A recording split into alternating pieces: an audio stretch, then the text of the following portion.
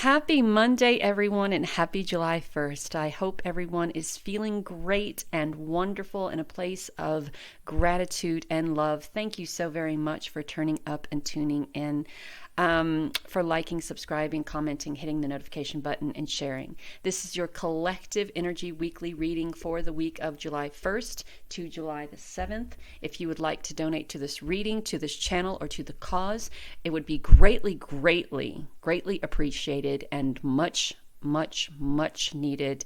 You can do so through PayPal or Cashapp, and those links are in the description below. So we are going to start off with the Energy Oracle, then jump into the Everyday Witch Tarot. Then we are going to be using the Bones Oracle, the Everyday Witch Oracle, and I believe the Angel Oracle. So let's get into and see what our energy is for the week of July the 1st to July the 7th. A lot of energy going on here. We have the beginning of a new month. January, February, March, April, May, June, July. This is our 7th month. So what do we have? So first we have indecisions. Then we have the World. Then we have...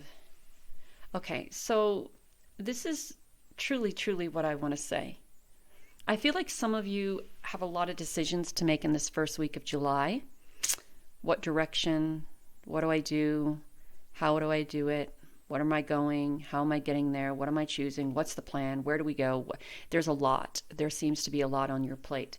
But this is the reality of it. The reality of it is there is a ginormous, wonderful, beautiful world out there for you. And regardless of what direction you choose, you have the freedom of changing your mind and going in a completely different direction. I know that it's very difficult to stand at a crossroad and make a decision and be fearful that that decision is the right one. But you can always take that left path, and if there's anything down that path that doesn't fit with your soul, with your wants, with your needs, with your dreams, with your desires, you can always go, you know what? That was an experience and a lesson I have learned. Now I have the opportunity and the freedom to go back and choose another path and see how that feels, see how that fits. And that's what the World card is, having all of these wonderful, amazing opportunities at your disposal. And there's no need to be in fear of the what ifs. You know, the what ifs. What if I make a mistake? What if I choose the wrong thing? What if I go in the wrong direction? What if? And the temple path is, and I think it's interesting here because we have two roads, and the temple path is a path or a road to a place that brings you the divine guidance you need, the silence and the spiritual assistance that you may be looking for in order to find the answers that you seek. And that is what the temple path is. So in this brilliant, beautiful, wonderful world of unlimited opportunity, potential, and choices, you can choose to find a place that is spiritually aligned with the answers that you seek, and allow yourself to follow through. Allow yourself to then make that decision. So it could be in the woods. That's my happy place, in the woods, in the rain, in the dew, in the fog. It could be by the ocean. It could be in your backyard. It could be at the local diner. Wherever it is that you find solace, wherever it is that you find to where you're able to make decisions without the bombardment of the outside world, right? There are hundreds, thousands, millions of opportunities out there for you, standing at a crossroad and reluctantly making a decision turns in not making a decision at all. And then we become very, very down on ourselves about it, right? We're at a crossroads. We are reluctant to make a decision. We don't make that decision. then we find ourselves being very bitter and judgmental towards ourselves because we didn't make that decision. Do what you feel that you're being guided to do. Don't allow your head or those old tapes or the voices or the devil on your shoulder to continuously allow you to procrastinate in regards to making this decision, because there is a better place out there for you to be able to connect to be able to make the decision that you need to make. So let's get into the tarot. I'm sure that everything is going to work out fine. And some of the easiest decisions to make, here we go. Some of the easiest decisions to make is the hardest step to take. Ooh, I rhymed. I'm a poet of sorts. So, look, we have a celebration. Hey, hey, hey, hey. Oh, look, a 4 and a 3. So with the 4 of Wands, we have this celebration. I mean, we're standing in our power. We're using our intuition, connecting to source. We're using our creativity. Everybody's happy. Everybody's celebrating. Everyone is in a good mood. Everyone is jovial and happy and connected to spirit, to source. Everybody's barefoot here. We're grounded. We're stable. We're happy. We're playful. This could be making a decision to travel, making a decision to go to this particular party, making a decision to hold this party in someone's honor, perhaps maybe someone who had passed. So this could be a celebration of life. You trying to decide if this is a good idea, trying to decide if a celebration of life for someone who has passed is a good idea. Maybe trying to decide if holding a celebration in regards to so the 4 of Wands is holding a celebration, right? This celebration could be in regards to anything. I'm happy. Let's throw a party. Yes. But the 3 of Swords is a loss, right? It could be the loss of, now maybe we fear going to this celebration or having this celebration of life because we fear that others may be upset and they may just walk out or leave, or we may cause some sort of to-do. You may be indecisive about going to this party because your significant other doesn't want you to go or doesn't want you to have anything to do with it, right? So there's an indecision. Do I go and risk losing, or did I go and risk losing, and should I reach out? Because the 3 of Swords, because those swords are already in that heart, there's already a sense of this happening, right? I went to this party, I went to this celebration, I did this travel thing, I had a great and wonderful time, I feel good, I look good, I'm doing all the things I've wanted to do, and for some reason there is someone who just was upset, didn't want it to happen. You did it anyway, you made the decision, and now they're salty about it, and so they're like, bye.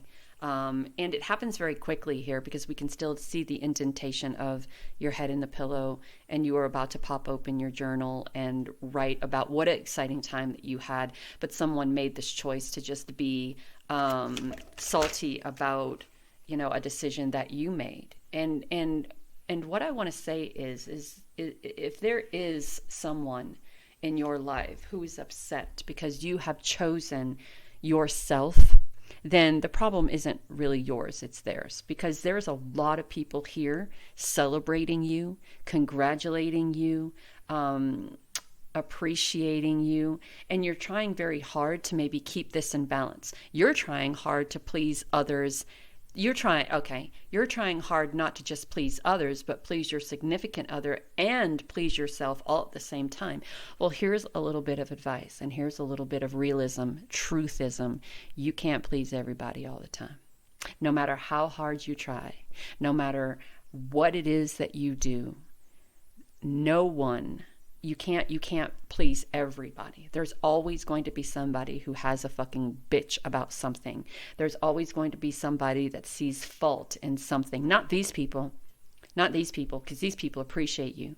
These people recognize you. These people see you. These people are celebrating your victories, celebrating your wins, celebrating your choice to step out, celebrating your choice to be different, celebrating your choice to find the freedom that you're looking for, celebrating your choice to step out into the world, celebrating your choice to connect to spirit and source. It's just this one person here who you seem to want to please over and over and over and over and over and over again, but nothing ever seems to work.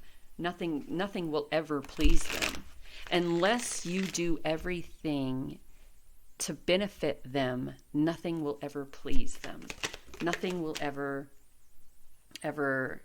just, they will never be happy. Never be happy. And so now we have you being a little bit closed off, right?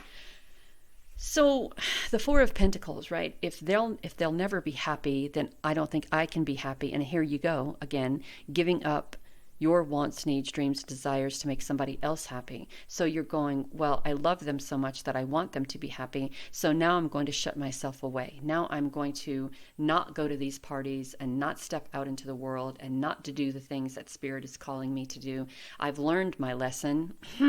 So I'm just going to lock myself away and not give any more thought about doing the things that I want to do. But the problem is that you're a divine being having this wonderful experience, and the only way we can learn and grow is to experience. And if you're not experiencing anything in the real world, if you're not allowing yourself to experience happiness, if you're not allowing yourself to experience growth, if you're not allowing yourself to experience love, if you're not allowing yourself to experience appreciation and recognition, if you're not allowing yourself to experience connection to the divine or your intuition or your passion or your creative or your power or this or this or this or this, then how are you going to ever know what success feels like? How are you ever going to know what love feels like? How are you ever going to know what appreciation feels like? How are you ever going to know what ascension feels like? If you're putting your life on hold because one person doesn't want you to be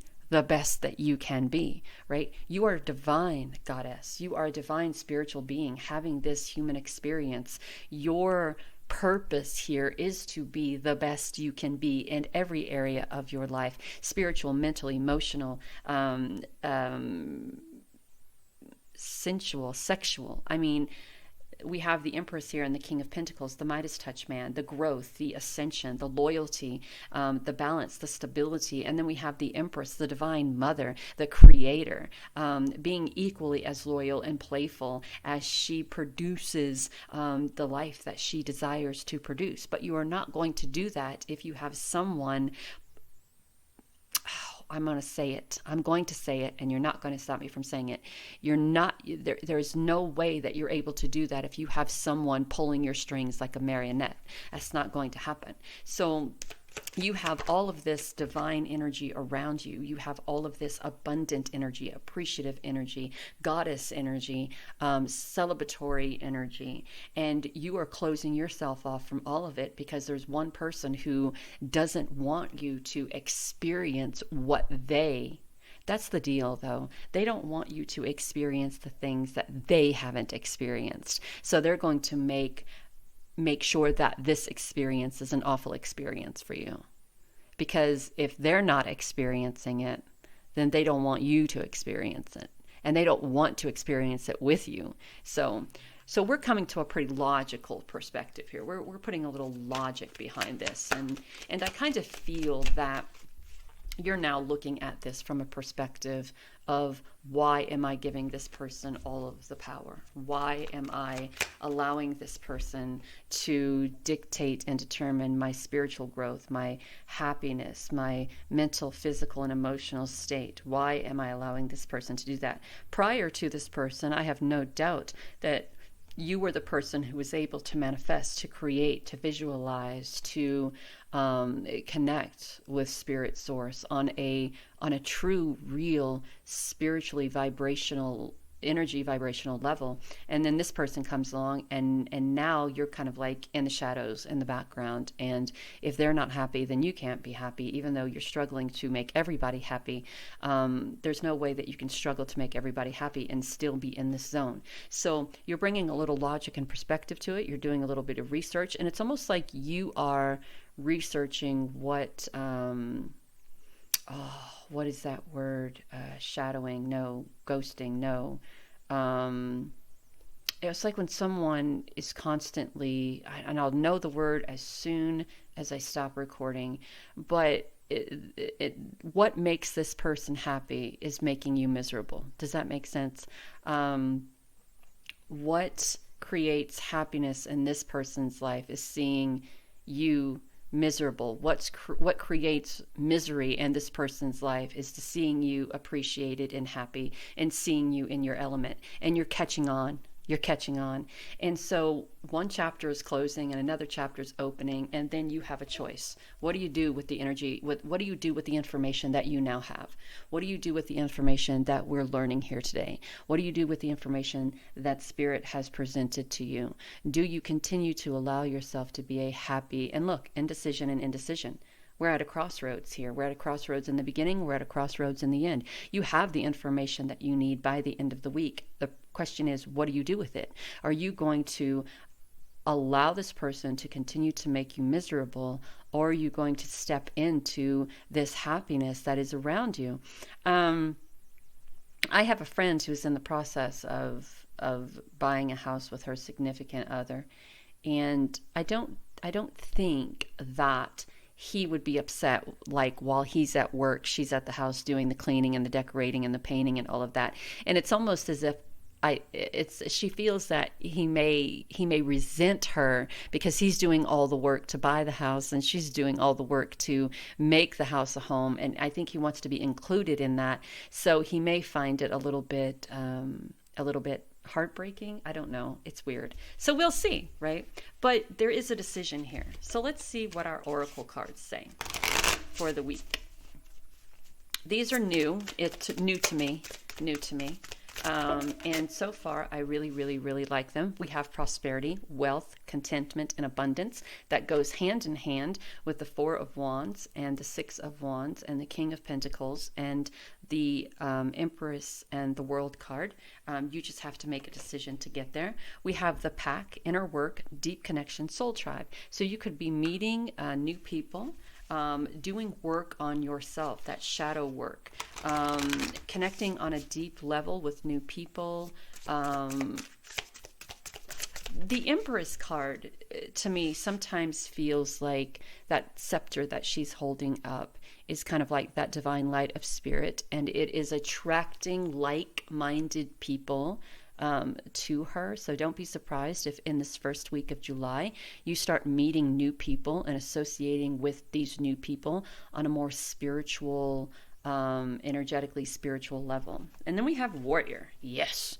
Inner strength, clarity, and presence.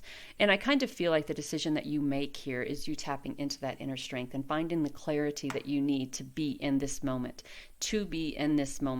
So where is it that you want to be? Do you want to be at the crossroads trying to make a decision on how you make everybody happy, or do you want to be happy? We have affirmation for growth. Yes. We have fire magic. That's tapping into that inner strength, that clarity, tapping into that passion, that desire. And listen to wisdom. That listen to wisdom for me is kind of like stepping on that temple path, finding that place where you're able to connect one-on-one with Spirit and Source, and allowing yourself to be in the present moment and listening to the messages that Spirit brings you in that time, the messages of clarity, the messages of wisdom, the messages of I think, okay, well, this, never mind, because the angel card that came out is listen. We'll just read this. Quiet your mind, beloved one, and listen to our gentle reassurance that everything has been taken care of. Stay in a quiet and receptive state without worrying about the exact nature of your desire's manifestation. A quiet mind and body hears us quickly and clearly. This is our request to you. Listen. So we have listen and listen. Listen. Listen to your angels, listen to your guides, listen to the wisdom on the wind, listen to source, listen to self, listen to your inner self, right? Listen to your intuition and allow it to guide you to the happiness you deserve, to the abundance you deserve, to the prosperity and stability and growth that you deserve, to the love that you deserve, to the soul tribe that you deserve. Know that you are divinely guided and loved, my friends. Talk soon.